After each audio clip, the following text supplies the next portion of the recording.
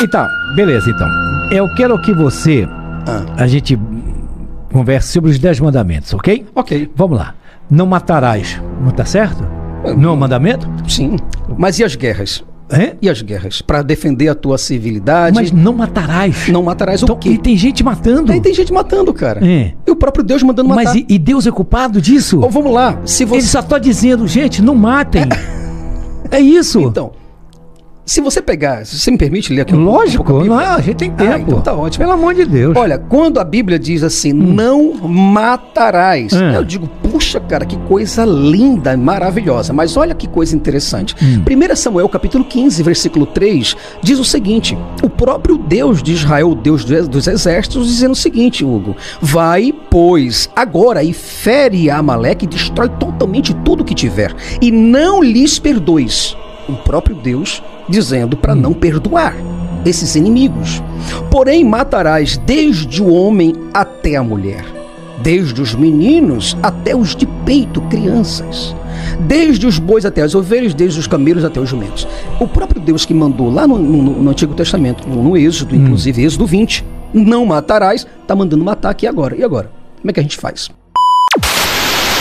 O corte de hoje começa envolto em um clima denso, como se estivéssemos prestes a atravessar um corredor, onde a cada passo a tensão aumenta.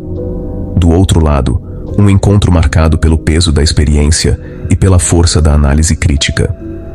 O cenário é o talk do Hugo, que abre espaço para uma conversa que vai além do comum. O convidado é Jason Ferrer, ex-pastor que deixou a vida religiosa para se dedicar ao pensamento livre, hoje à frente do canal Além da Fé, e autor do livro Porque Jesus Mentiu sobre Sua Segunda Vinda.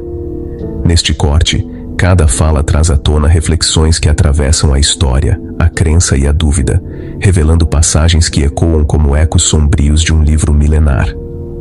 É um diálogo carregado de intensidade, onde lembranças pessoais se misturam a questionamentos profundos, construindo um ambiente que prende a atenção do início ao fim.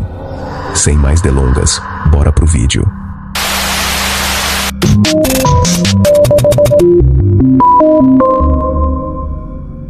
Salve, salve, salve, mais um podcast Talk Hugo. Antes de mostrar o nosso convidado especial de hoje, eu quero falar das Esportes da Sorte.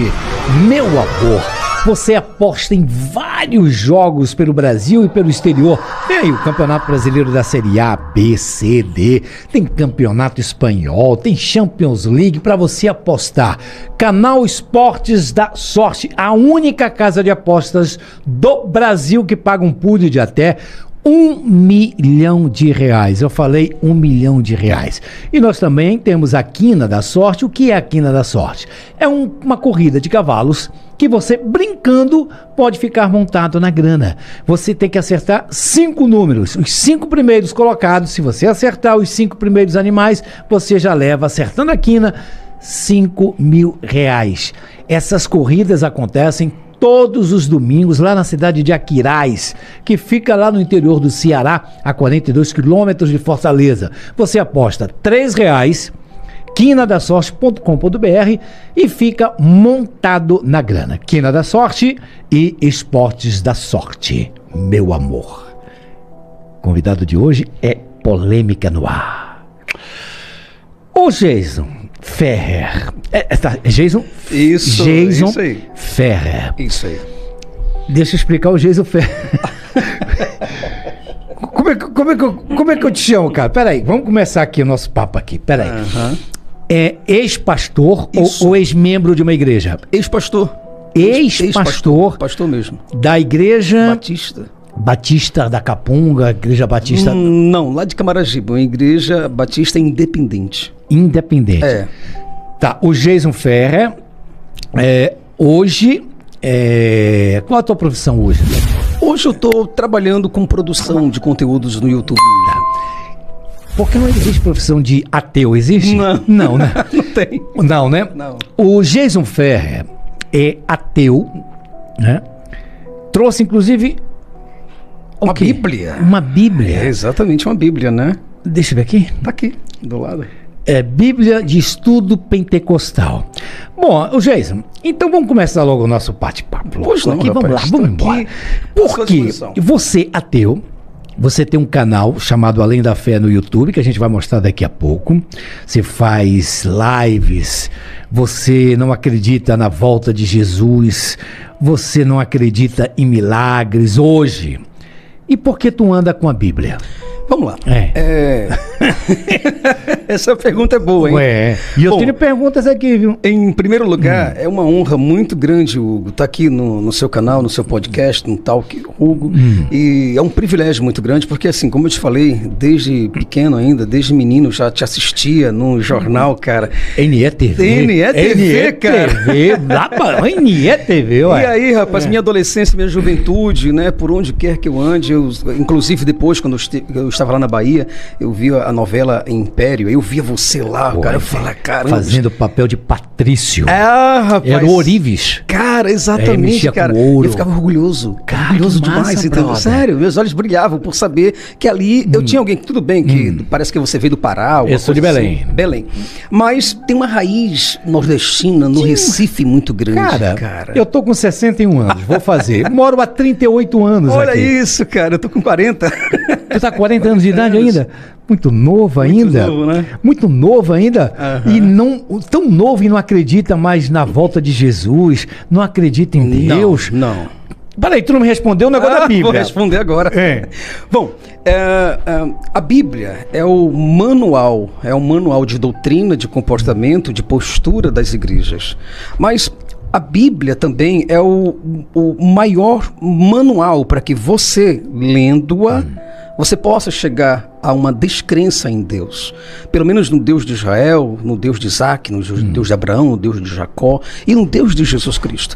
Porque a Bíblia, quando você apenas ler a Bíblia sem um aspecto histórico, né? Lendo apenas dentro do aspecto histórico, eu quero dizer, você vê um bom conteúdo, os Salmos, os Eclesiastes, isso é muito legal. Só que existem passagens dentro desta Bíblia onde tem ordenanças a matanças a mulheres, né? Estupro, inclusive, de crianças, incesto. Né? Você tem, por exemplo, pai que tem relações sexuais com as suas 2 filhas e Deus não faz absolutamente nada.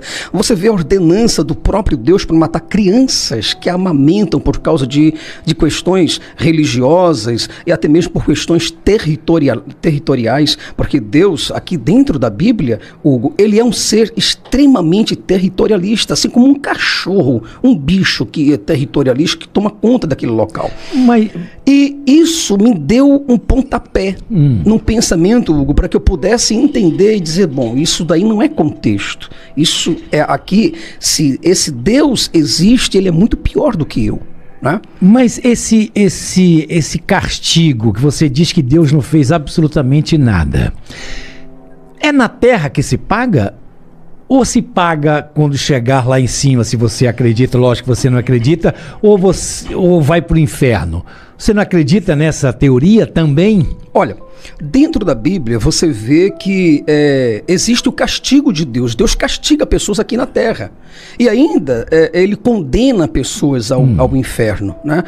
Simplesmente por causa de uma tatuagem, ou simplesmente por você comer um fruto do mar proibido, ou simplesmente por você rapar uma barba, por você fazer um cabelo, por você desobedecer a um marido, ou por você não cumprir as ordenanças como ele manda, não olhar para a direita e nem para a esquerda, unicamente olhar para a própria palavra dele. E uma coisa interessante, Hugo, é que assim, o próprio Deus manda você matar a sua própria mãe, o seu pai, seu irmão. Onde é que está isso? Deuteronômio, por exemplo, você vê o próprio Moisés, quando ele diz o seguinte, ele dá uma ordenança para os seus servos que estão ali, os fiéis, e ele fala, olha, eu espero muito que vocês cumpram exatamente a ordem que o Senhor hoje, teu Deus, te manda, certo? Então cada um mate ao seu pai, mate ao sua esposa, seu filho, tudo isso aqui dentro da própria Bíblia.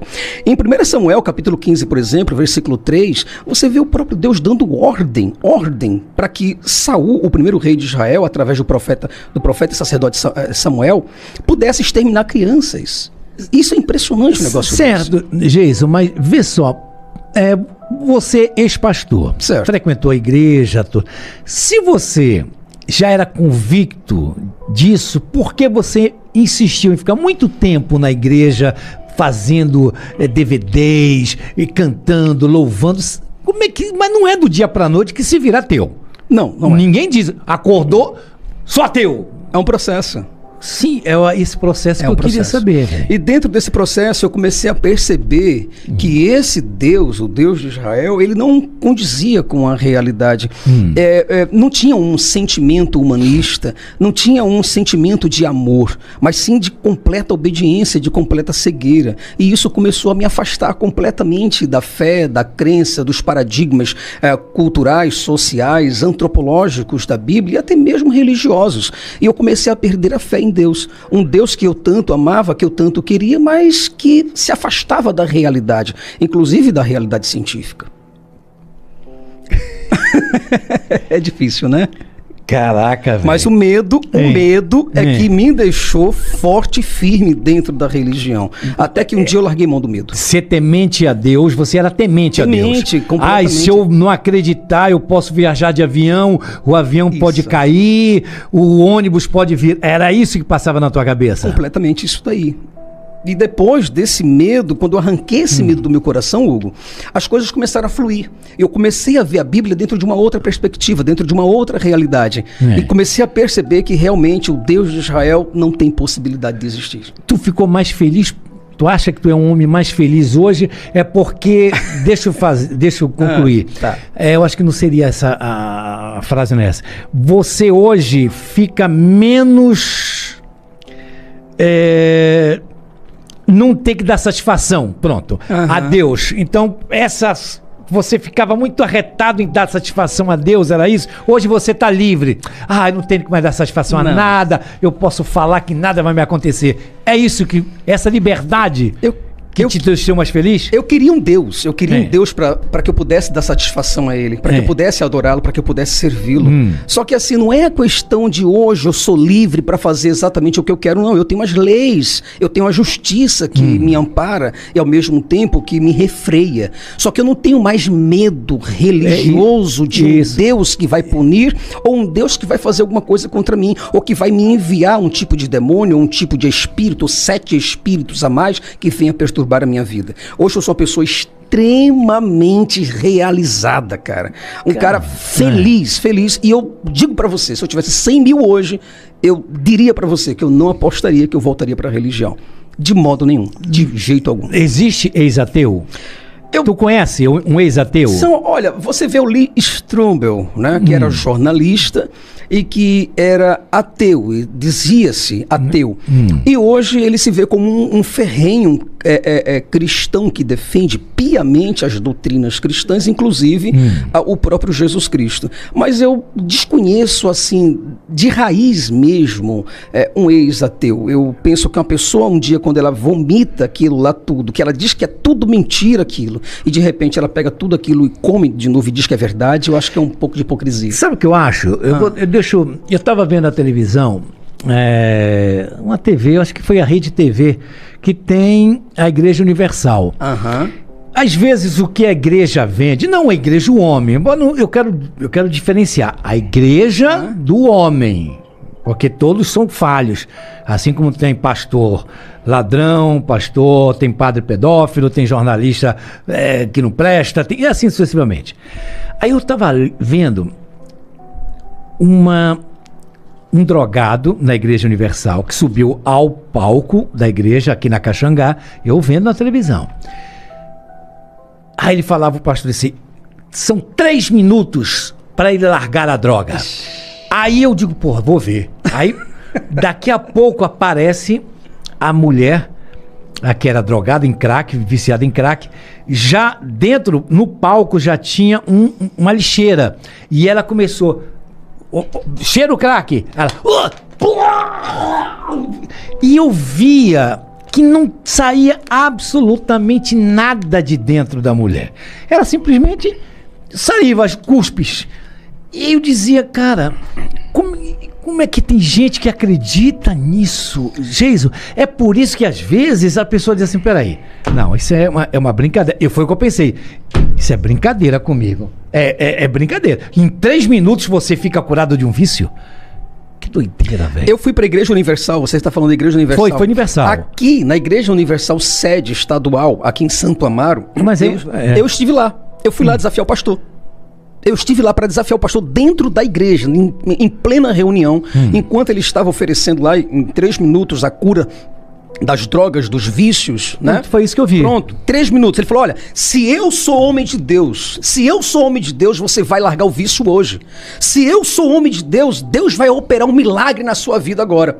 E aí algumas pessoas foram lá e jogaram pra fora, e aquela coisa toda, aquele teatro, Hugo, aquilo é teatro completo. E tu jura, cara? Sim, teatro e outra coisa. Existem pessoas por sugestão, hipnótica, inclusive, né?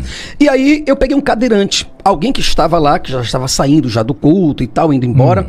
E eu chamei o pai, chamei a mãe e falei, olha, me diz uma coisa, se o pastor lá, ele cura, ele liberta as pessoas em 3 minutos, e você acredita de fato, de verdade, que Deus está aqui, então vamos fazer o desafio com o pastor, em 3 minutos para ele te levantar da cadeira de rodas. Eu garanto piamente que ele não vai levantar você da cadeira de rodas, porque tudo isso daí não passa de um teatro, de um comércio, são vendilhões da fé. Eu digo isso, eu acho que eu posso dizer isso, me responsabilizo por isso, são vendilhões da fé, Hugo. E aí o pastor começou então a orar, e na oração, o garoto não levantou. Eu falei, olha, mas está escrito na Bíblia, que se você pedir com fé, como está escrito lá em Mateus capítulo 7, Deus vai te atender. Buscai e me achareis, quando me buscar de todo o meu coração. Está escrito em Jeremias também. E por que você está orando e Deus não pode fazer nada, já que Deus pode fazer uma cura de um vício, não pode curar um paralítico? E aí ele ficou enrolando e nada aconteceu. Então quer dizer, eles não fazem isso de verdade. Tudo isso é uma mentira. Mas aí é o que eu te disse, que foi logo no começo que ela pergunta. Não é sempre bom diferenciar o homem da igreja, do templo? Não.